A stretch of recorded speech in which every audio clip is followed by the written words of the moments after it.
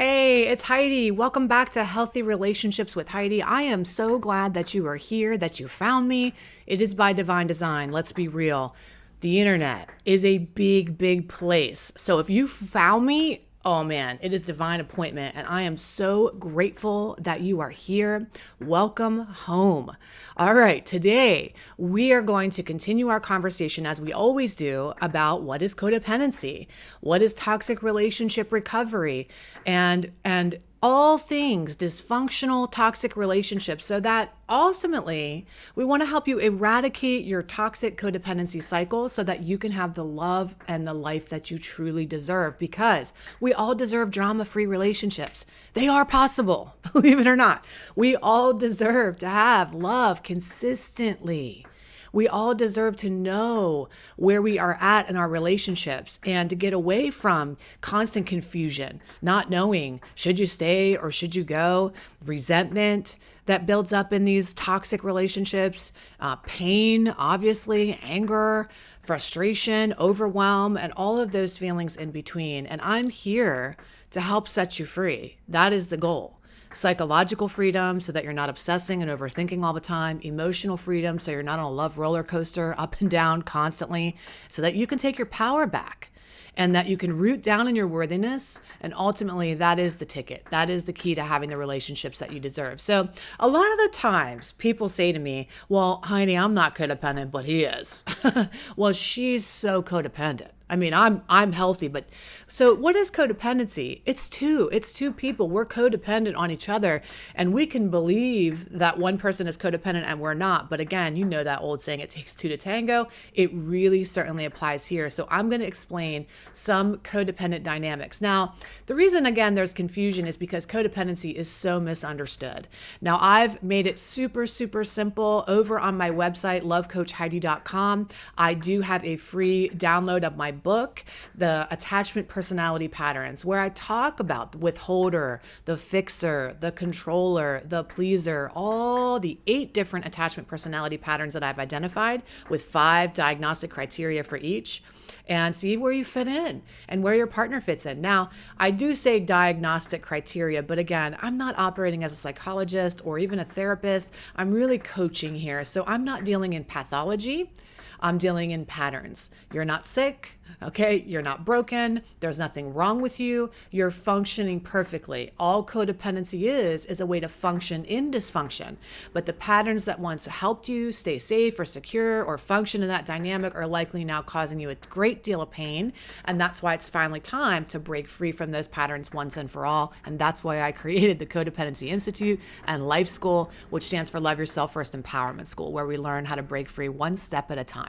All right, today we're going to get into the dynamic of fixers and victims. These two are a match made in hell, fixers and victims. So first, let's give a little bit of criteria for the fixer, okay? The fixer is the hero. Likely they grew up and themselves in a dysfunctional family dynamic where they had to grow up extremely fast. Think 9-year-old going on 40 years old. They're the ones that gave the family all of their self-worth because they excelled and succeeded in spite of all of the dysfunction that was going on in the household. So they're the one that would put their, come to the rescue, make sure all the other siblings were okay, take care of business. Oftentimes this person was the mediator or the peacekeeper in their family, but actually not afraid to call out the problems, but oftentimes they were the one running to the rescue. Now again, as a child, that survival skill of the fixer was really good because it helped them survive or function or connect or cope in that family dynamic. But as we get older, we see the fixers, the victim, I guess would be the fixer and the victim, but the fixer has caseloads instead of friends. They're the rock. They're the one that everybody can turn to in times of crisis. But often, when they're not fixing everybody else, when they look around for themselves, they don't have anybody that really knows them or gets them or can help them, because a fixer rarely asks for help. By the time the fixer personality comes to me, honestly, they've tried just about everything and they really are at their wit's end. If you're a fixer, you have likely been searching or watching my videos for a really long time. You're gathering all the information. By the time, again, you actually let me come alongside of you in our coaching program, you've done an extreme amount of work on your own. Personal development is not new to you. Your question is always, how can I fix this? And what's wrong with me? What do I need to do here in order to make this okay? Now, you take full responsibility as a fixer. The problem is you usually take all the responsibility. You think that you can solve all the world's problems, and you really believe that you have a part in the world's problems. See, fixers feel super overly responsible for not just what's going on in their life, but really it's about projecting onto other people. Fixers very rarely can have time to look at their own lives because they're so busy pouring all of their energy and expertise into everybody else. And when it comes to themselves, they really have a blind spot.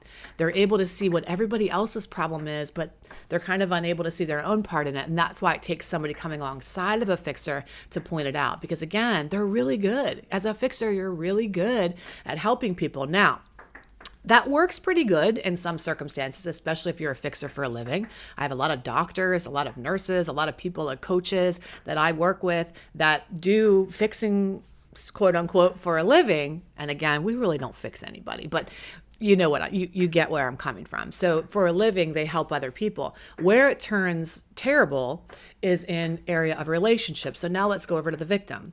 And the victim is somebody that really feels like, woe is me. They blame everybody else or every other circumstance for their problem. This is why I am the way I am, and I can't move forward. See, there's no issue really with knowing why you are the way you are. That's part of the work that I get to do, is turn the light on and help people see their dysfunctional patterns and where they originated so they can pull them up by the root. That's not the issue. The issue of the victim is they know that and they still refuse to use the tools that are available to them to get help. They're stuck in their lives. Now, a victim often will romanticize about being rescued. They long for that right person to come along and kind of fix them. And so you can see the setup here is for a match made in hell, where a victim longs to be rescued and the fixer says, oh, I'm the one that can do it. And so often we see this in addicted or alcoholic relationships. A fixer will lay eyes on somebody and see their fullest potential. That is your superpower.